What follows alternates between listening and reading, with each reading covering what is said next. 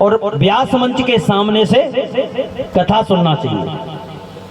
इसलिए भगवान भोलेनाथ ने त्रिशूल उठाया और सुख पक्षी के पीछे पीछे बोले इसने अमर कथा का पान कर लिया है, निश्चित है ये ब्रह्म विद्या की चोरी, ये चोर है एक नंबर का, इसलिए इसे हम छोड़ेंगे नहीं। और आगे आगे सुख पक्षी पीछे पीछे भोले बाबा त्रिशूल लिए जा रहे हैं।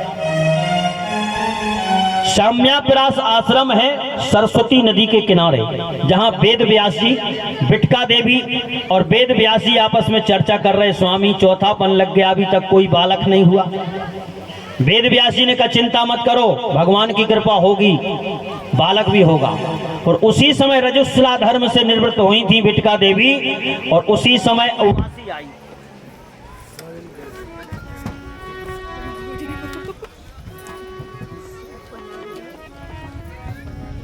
आइए तार कट गया, दो बार भगवान नाम संकीर्तन।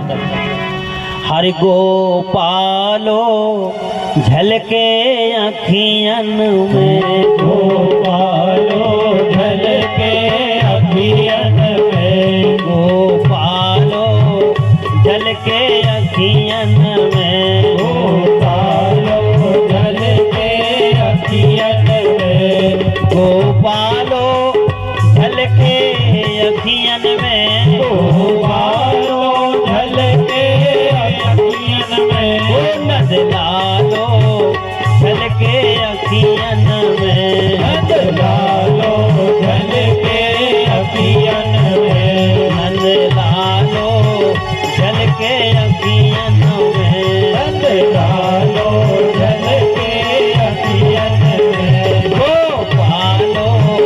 झलके अखियन में,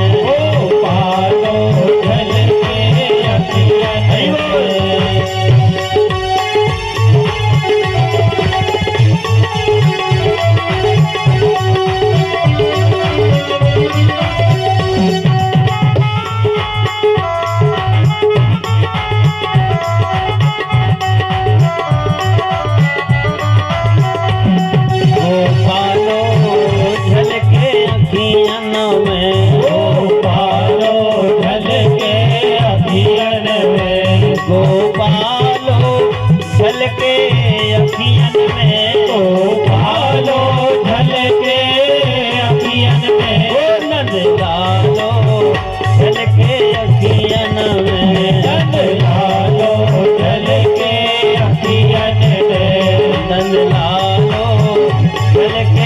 अखियन में। बोलिए सच्चिदानंद भगवान की।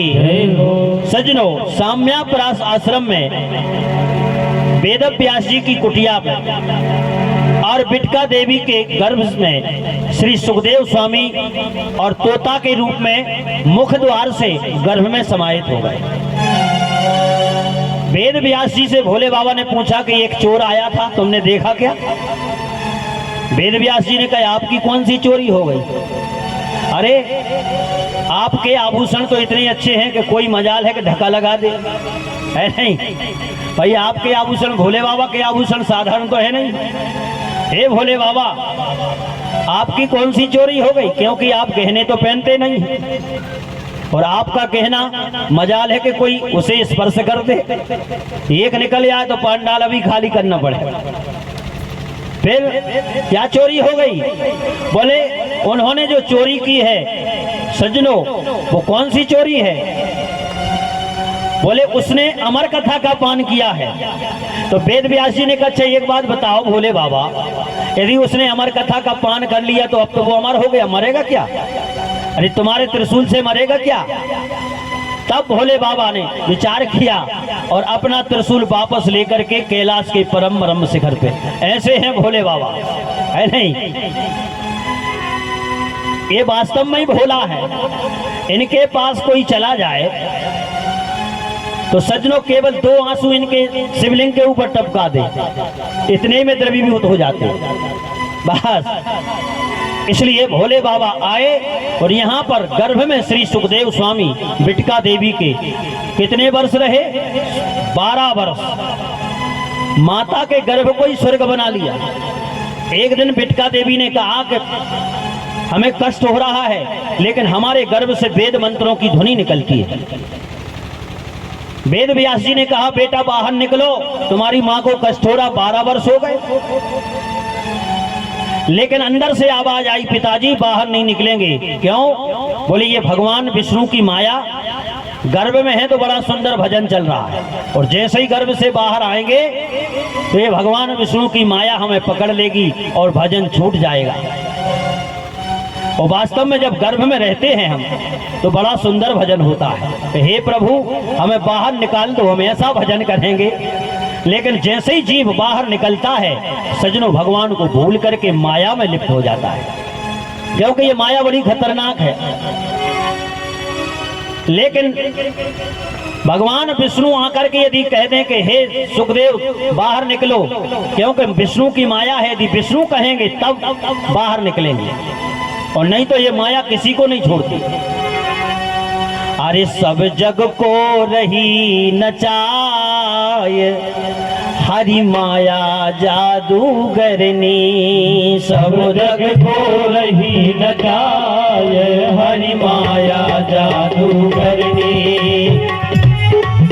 हरि माया जादूगरनी, सब जग को रही नचाए हरि माया जादूगरनी, सब जग को रही नचाए हरि माया जादूगरनी, हरि माया जादूगरनी, हरि माया जादूगरनी, हरि माया जादूगरनी, हरि माया जादूगरनी, यह अद्भुत खेल दिखाए हरि माया जादूगरनी, अद्भुत खेल दिखाए हरि माया जादूगरनी, यह अद्भुत खेल दिखाए हरि माया जादूगरनी, यह अद्भुत खेल दिखाए हरि माया जादूगरनी।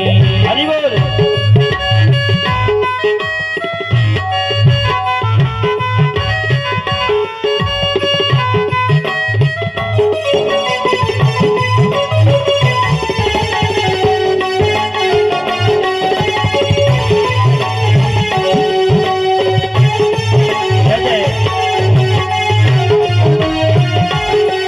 हरि माया जादूगरनी, हरि माया जादूगरनी, हरि माया जादूगरनी, हरि माया जादूगरनी, दुख में सुख को दर्शाए हरि माया जादूगरनी, दुख में सुख को दर्शाए हरि माया जादूगरनी, दुख में सुख को दर्शाए हरि माया जादूगरनी, दुख में सुख को दर्शाए हरि माया जादूगरनी। सुखदेव स्वामी ने कहा कि हे प्रभु आपकी माया हमें पकड़ लेगी, तो सज्जनों भगवान विष्णु को आना पड़ा और कहना पड़ा हे सुखदेव बाहर निकलो, हम आशीर्वाद देते हैं हमारी माया तुम्हें नहीं पकड़ेगी।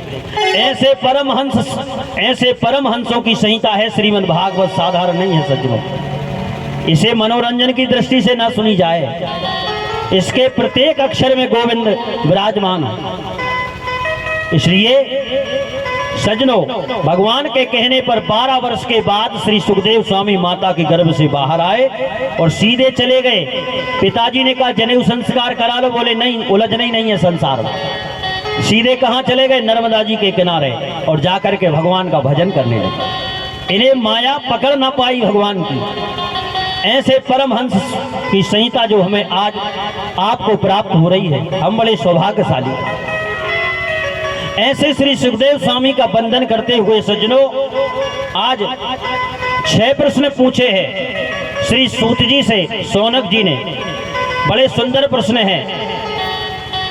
सबसे पहला प्रश्न है मनुष्य के लिए परम धर्म क्या? देखिए इन 6 प्रश्नों में ही पूरा श्रीमद् भागवत समाया है। पहला प्रश्न क्या है? मनुष्य के लिए परम धर्म क्या?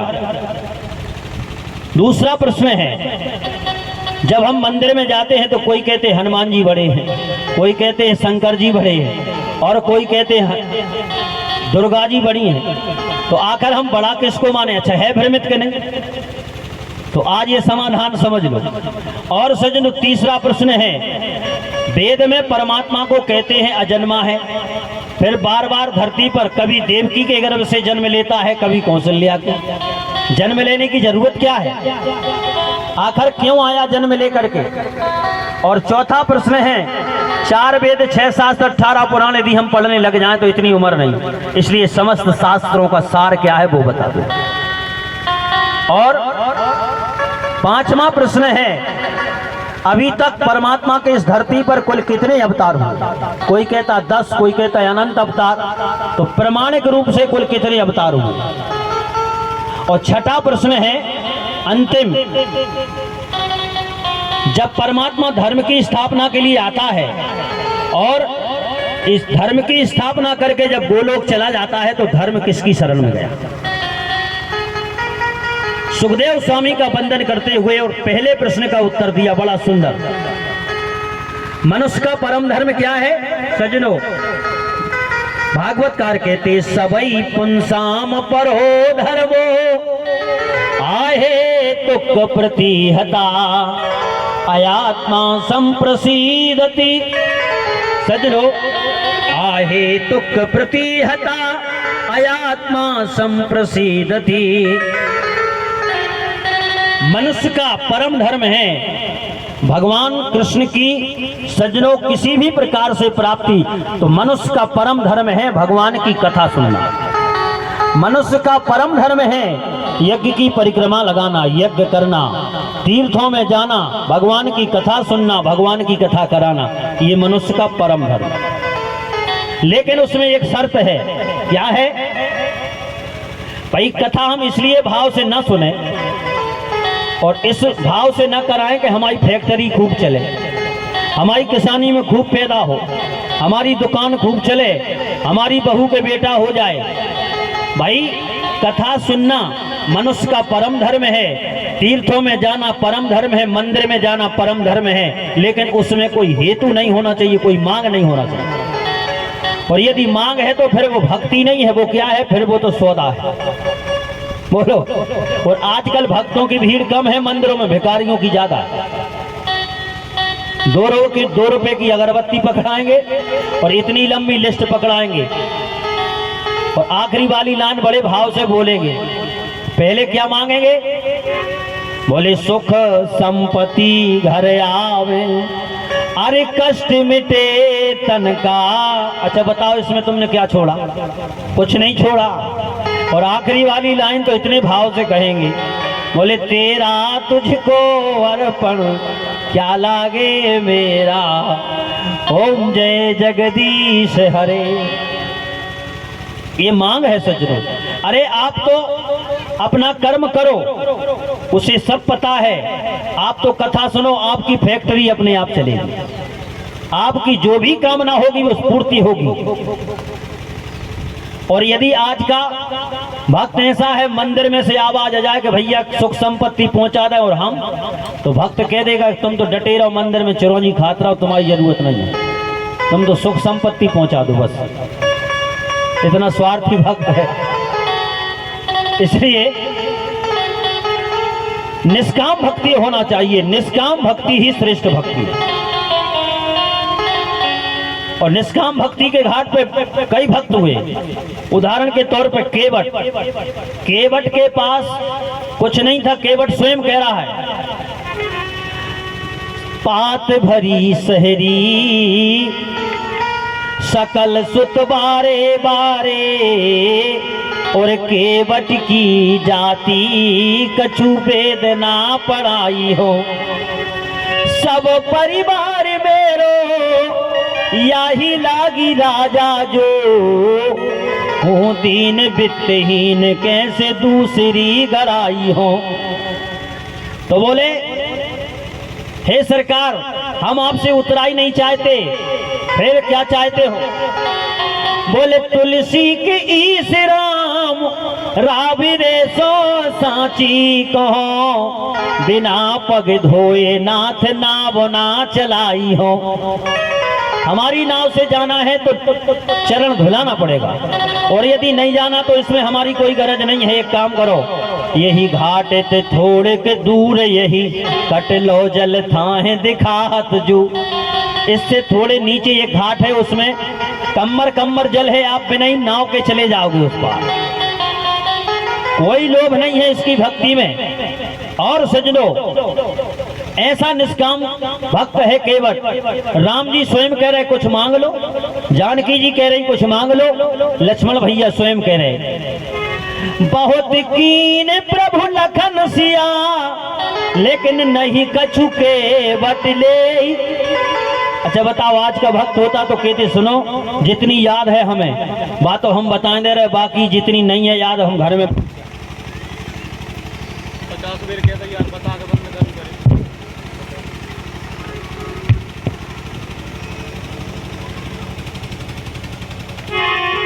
हरि बोलिए सच्चिदानंद भगवान की। लेकिन धन्य है केवट की भक्ति निष्काम भक्ति है।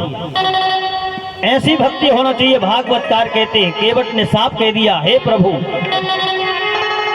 अब कछु नाथ ना हे चाहिए मोरे, अब कछु नाथ ना चाहिए मोरे, अब कछु नाथ ना चाहिए मोरे, अब कछु नाथ ना चाहिए मोरे, अब कछु नाथ ना चाहिए मोरे, अब कछु नाथ ना चाहिए मोरे, दीन दयाल अनुग्रह तोरे, दीन दयाल अनुग्रह तोरे, दीन दयाल अनुग्रह तोरे। ऐसी भक्ति, इसलिए मनुष्य का परम धर्म है भगवान की कथा सुनना, लेकिन उसमें कोई मांग नहीं होना चाहिए। ये पहला प्रश्न है, क्योंकि अभी तक हम जितना भी धर्म जानते हैं वो लौकिक धर्म है। लौकिक धर्म क्या है?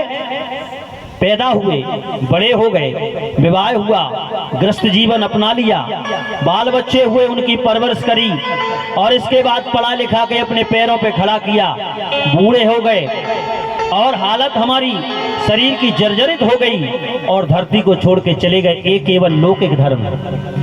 और आजकल का आदमी केवल इसी को सब कुछ समझता है।